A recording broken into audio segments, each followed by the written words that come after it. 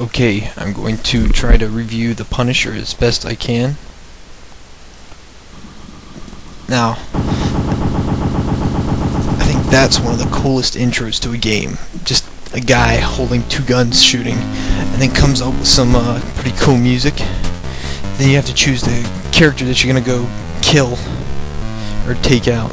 Now, if you do know or if you don't know, it's The Punisher's a vigilante using violence to gain justice, I guess you could say. The movie was okay, I think, but the game was made, this was for the NES a while back. Pretty decent game, or at least it is for the time. The one thing that I think this game could certainly have improved on, as you can see right now, is a more abundant use of sound. All the guns that the enemies fire always sound the same.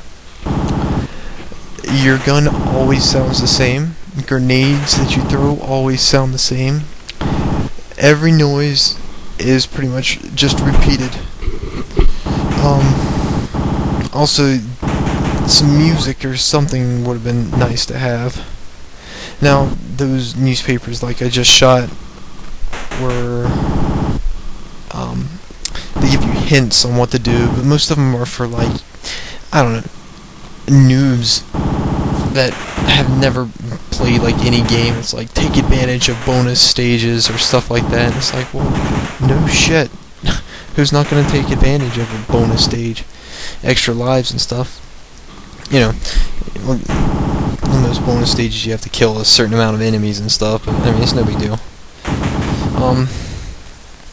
Alright, your basic thing that you see at the bottom of the screen, you've got your gun on the bottom left and your ammo, how many grenades you have, how many lives you have. On the bottom right, there's your health bar.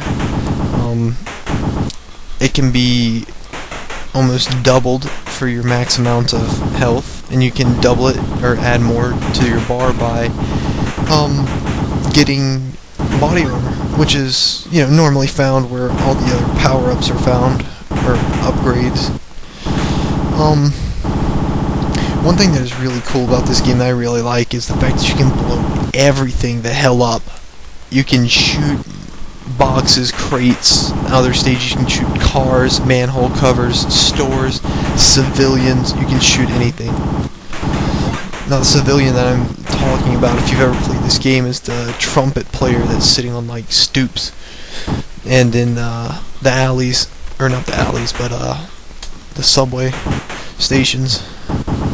Those are they're fun to shoot, but those are the only other sounds or music that you can hear normally. Now, this game is pretty decent for the era that it was released in.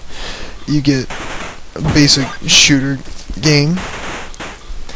I think they could have made it a little better, like maybe one version or a level or two that you could use the zapper instead of the controller. But I don't know. It would have been a little difficult to do. That little pink or white looking thing actually is an upgrade for your gun. It makes it a machine gun, and you can use it until it runs out of bullets or until you get shot to death, and then have to wait for you to be resurrected. Now, I don't know if you can see them, but the green guys that are coming out of the water, those were the most annoying things when I was a child.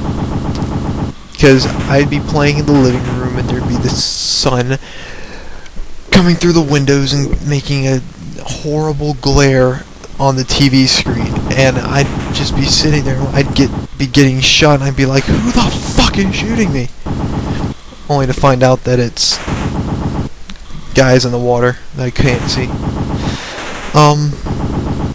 But in all, the game's not really that bad. It's, don't get me wrong though, it's really hard to complete. I mean, the stages themselves aren't that hard to complete, you know, they're alright, not too bad. You can see stage 1 completed. at the end it tells you how many enemies there were on the level, how many you killed, gives you a percentage, and depending on your percentage you get bonus, and with the bonus you get extra stuff like extra ammo, extra grenades, and if you killed enough you can get an extra life too, which comes in handy. In other levels and stuff you can pick up rocket launchers that act just like grenades but use the it's as a gun instead, or you're holding it like a gun. But all in all, the game isn't that bad. It's got some good gameplay value, but like I was saying before, it's actually pretty difficult to complete. There are about, I don't know, I think maybe 7 guys total, bad guys that you have to kill. It becomes a little annoying because each one they have it's 3 stages per each character, and the first 2 are like the ones that you're seeing. You're just basically walking around shooting all the people, and then at the 3rd stage you get to the boss that you chose and you have to fight him. Now I'm not sure about the last boss. It's been a little while since I played it that long, but the last boss I think has either 1 more level or 1 less level, I forget, but he is incredibly hard to beat. I was only able to beat him once as a kid. After that I was just like, fuck this, it's Game Genie time. But it's pretty fun to play. This character, or not character, this enemy that I'm fighting or getting to is a little hard, not that bad. Most other enemies have tanks and stuff. And see, on this one I only missed 10 enemies, so I got extra health, ammo, and grenades. Now this is the final boss fight for Jigsaw. This is Jigsaw himself, and all you do is basically shoot him. He runs away, and he shows up right in your face, and he clobbers you. It's terrible. So I come up and I start throwing some grenades, try and lower his health a little bit more. But if you're not careful, he will beat the crap out of you. And I mean, the Punisher, from the back, he looks all buff and stuff, and this dude just looks like, a crazy little fruit boy from San Francisco wearing a neck brace, who's apparently dropped the soap one too many times in prison. And how he got a gun in jail, I don't know. Probably killed a guard. But you kill him, his little poster comes up, rest in peace.